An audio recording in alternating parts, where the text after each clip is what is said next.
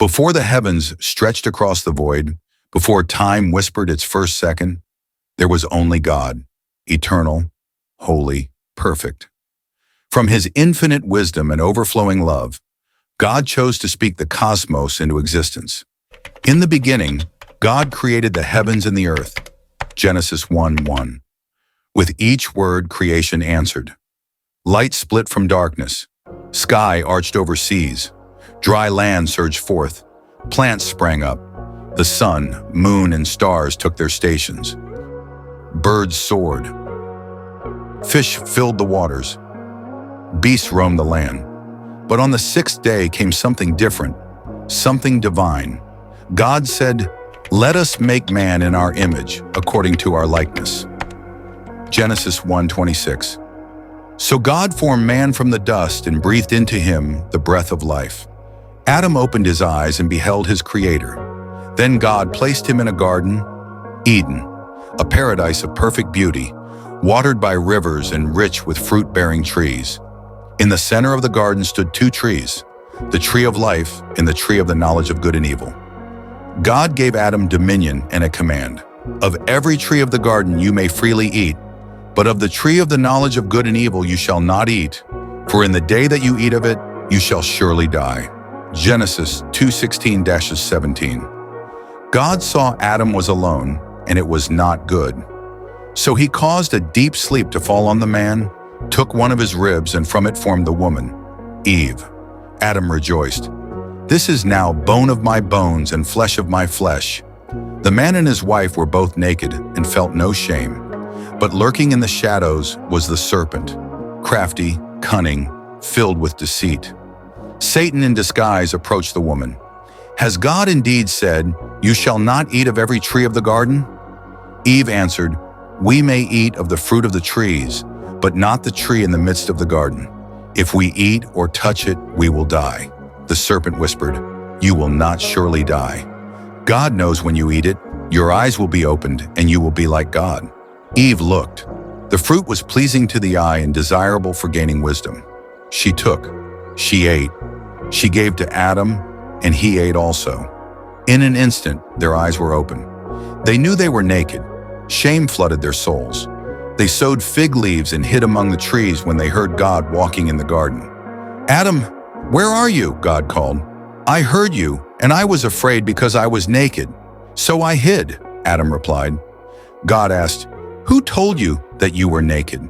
Have you eaten from the tree?" Adam blamed Eve. Eve blamed the serpent. The divine order collapsed, and God judged each in turn. To the serpent, "Cursed are you. I will put enmity between you and the woman, and between your offspring and hers. He shall crush your head, and you shall bruise his heel." Genesis 3:14-15. To the woman, "In pain you shall bring forth children. Your desire shall be for your husband, and he shall rule over you."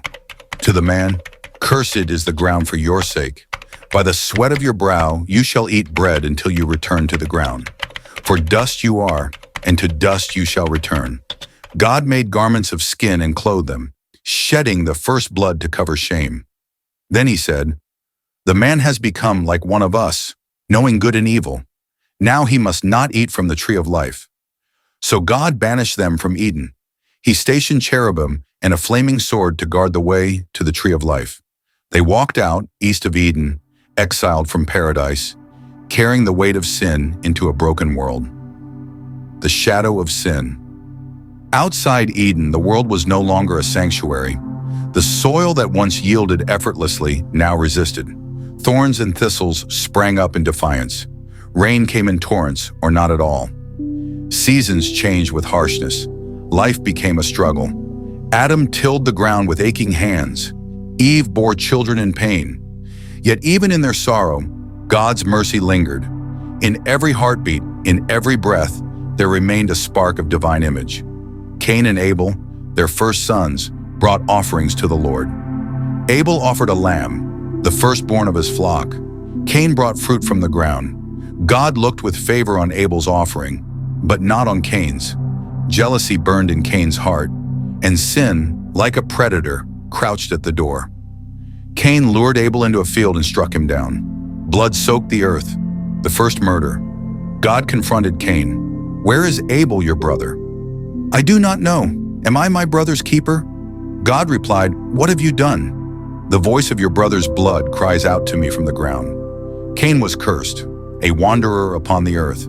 Yet even then, God marked him with a sign, not of shame, but of protection, lest anyone kill him. Thus began humanity's descent into violence and corruption. Cities were built, names rose and fell, generations passed, but sin spread like a plague through the blood of man. By the time of Noah, the world was filled with wickedness. Every intent of man's heart was only evil continually. The earth was corrupt, violence was everywhere, and God grieved. "I will destroy man whom I have created from the face of the earth," he declared. But Noah found grace in the eyes of the Lord. Noah walked with God. God commanded him to build an ark. A great flood would come to cleanse the earth. For 120 years, Noah warned the people. They mocked him. They scoffed. But Noah obeyed. Rain fell. Fountains of the deep burst forth. Waters covered the highest mountains. All life outside the ark perished. When the flood subsided, Noah and his family emerged. A new beginning. A rainbow arched across the sky, the sign of God's covenant. Yet sin followed even this righteous remnant. Noah became drunk. His son dishonored him. Generations later, men built the Tower of Babel, seeking to make a name for themselves. God scattered them and confused their languages. Even in new beginnings, man's heart remained stained. But God had not forgotten his promise. The seed of the woman, the one who would crush the serpent, would still come.